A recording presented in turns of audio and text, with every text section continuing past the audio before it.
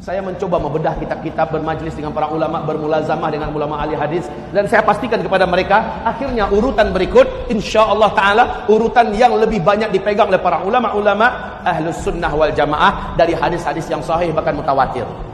10 tanda besar kiamat. Yang awal, bumi dibungkus oleh dukhan. Bumi dibungkus oleh dukhan. Gelap bumi ini selama 40 hari 40 malam. Dukhan. Dukhan, ya, dukhan. Dukhan ini adalah kabut asap, kabut debu yang sangat panas dan sangat tebal. Saking panasnya, kata Rasulullah SAW, orang-orang kafir sampai melepuh kulit mereka. La ilaha illallah, panasnya. Dan dari lubang hidung mereka mengeluarkan asap, dari mulut mereka mengeluarkan asap, dari lubang dubur mereka juga mengeluarkan asap. Mata mereka seperti mau lepas dan keluar dari sarangnya. Telinga mereka seperti mau pecah, jantung mereka seperti panas terbakar. Orang-orang kafir dan orang-orang yang beriman hanya imannya menyimpang. Orang-orang Islam yang hobi buat dosa dan maksiat, kata Rasulullah sallallahu alaihi wasallam, mereka sama tersiksanya seperti orang kafir. Akan tetapi umatku yang beriman, imannya lurus dan amal soleh mereka banyak sebelum itu terjadi, mereka aman. Saat dukhan sudah lenyap, matahari kembali nampak, orang-orang yang beriman dan yang amal solehnya banyak sebelum kejadian itu hanya seperti terserang flu dan demam saja. Kulitnya utuh, tubuhnya utuh, dia sehat, dia selamat, hanya seperti terserang flu dan demam saja. Tapi orang kafir, orang Islam yang hobi berzina sebelum kejadian itu, orang Islam yang hobi minum-minuman keras, orang Islam yang hobi menelantarkan salat, orang Islam yang hobi durhaka kepada kedua orang ibu bapaknya, orang Islam yang masih hobi makan riba, orang-orang Islam yang masih banyak berbuat dosa dan maksiat, dia sama tersiksanya seperti orang-orang kafir. La haula wala quwata illa billah. Dukhan ini 40 hari 40 malam. Bumi ini gelap gulita. Kalian tidak mampu membedakan kapan siang, kapan malam. Bahkan salah seorang di antara kalian mencoba mendekatkan telapak tangannya ke arah wajah, lam yakad yaraha, tak mampu melihat apa-apa saking tebalnya dukhan itu. La haula wala quwata illa billah.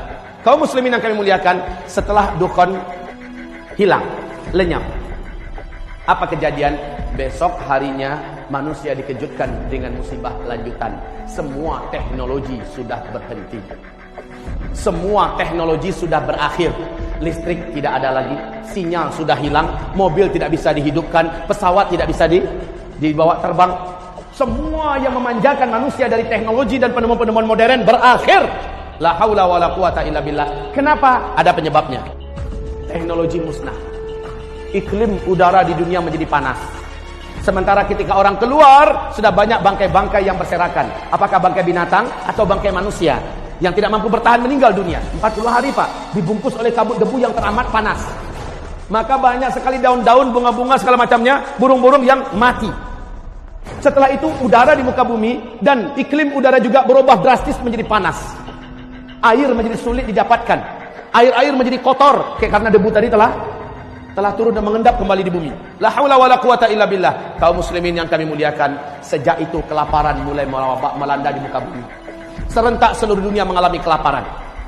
Sepertiga air dari langit Allah tahan, sepertiga tanam-tanaman di muka bumi Allah biarkan mati. Kekurangan pakan secara global, serentak di muka bumi kekurangan makanan. Tahun esoknya lagi, tahun kedua, 2/3 air dari langit Allah tahan. 2/3 tanam-tanaman dan hewan yang dapat dimakan, hewan ternak yang dapat dimakan di bumi Allah biarkan mati. 2 kali lipat daripada tahun yang lalu Pak. Beratnya hidup, kelaparan semakin merajalela di seluruh dunia. Anak-anak kecil banyak bergelimpangan. Orang-orang dewasa juga sudah putus asa. La haula wala quwata illa billah. Saat itulah hadis sahih Imam Bukhari di dalam kitab Al-Adabul Mufrad. Rasulullah bersabda, tidak akan terjadi kiamat sampai tetangga tega mendatangi tetangganya demi memperebutkan sepotong roti yang ada pada tetangga yang ingin membunuhnya dan mendapatkan sepotong roti itu. Setelah itu tahun ketiga, sama sekali air tidak turun dari langit, sama sekali tanam-tanaman dan hewan ternak yang dapat dimakan di muka bumi mati. Disitulah sahabat bertanya kepada Rasulullah, ya Rasulullah, bagaimana kami melanjutkan hidup ketika makanan saat itu sudah tidak ada? Bagaimana kami bisa bertahan ketika makanan sudah putus, air tidak ada? Nabi menjawab, makan minum kalian saat itu adalah zikir. Kalian baca terus. Niatkan untuk mengenyangkan perut kalian, Allah akan kenyangkan perut kalian. Niatkan ganti minum, maka Allah hilangkan dahaga kalian. Niatkan untuk menguatkan fisik kalian, Allah kuatkan fisik kalian. Zikir adalah makanan kalian, zikir adalah minuman kalian. Maka Nabi mengatakan sallallahu alaihi wasallam, "Ala unabbiukum bisyai'. Idza nazala birajulin minkum karbun aw bala'un min balayad dunya, thumma da'a bihi illa furija anhu." Qalu bala. Qala du'a'u dhinnun. Mau enggak kalian saya ajarkan suatu amalan, suatu bacaan. Apabila kalian mau membacanya, kalian mau mengamalkannya, maka tidak ada musibah seberat apapun yang datang kepada kalian. Tidak ada satu bencana sehebat apapun yang menimpa kalian. Melainkan kalian kalau membaca ini, kalian amalkan ini, Allah akan selamatkan kalian. Allah akan bebaskan kalian dari bencana tersebut. Mau kata Rasul? Para sahabat menjawab, qalu bala. Mau ya Rasul, mau.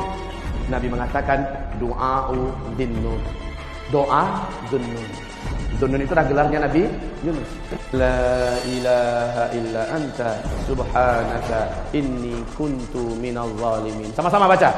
La ilaha illa anta subhanaka inni kuntu minal zalimin. Terdengar zikir itu membumbung ke arasy Allah, mengguncang arasy Allah. Lalu Allah perintahkan para malaikat turun. Kalian periksa siapa yang berzikir itu. Allah Maha tahu. Tapi Allah ingin beberkan ini kepada makhluk sampai hari kiamat.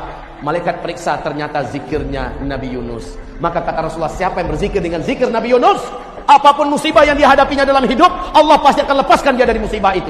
Kesulitan apapun yang dia hadapi dalam hidup, dia zikirkan ini dengan zikir yang sebanyak-banyaknya, Allah akan bebaskan dia dari kesulitan hidup itu. Zikir ini dibaca terus-menerus.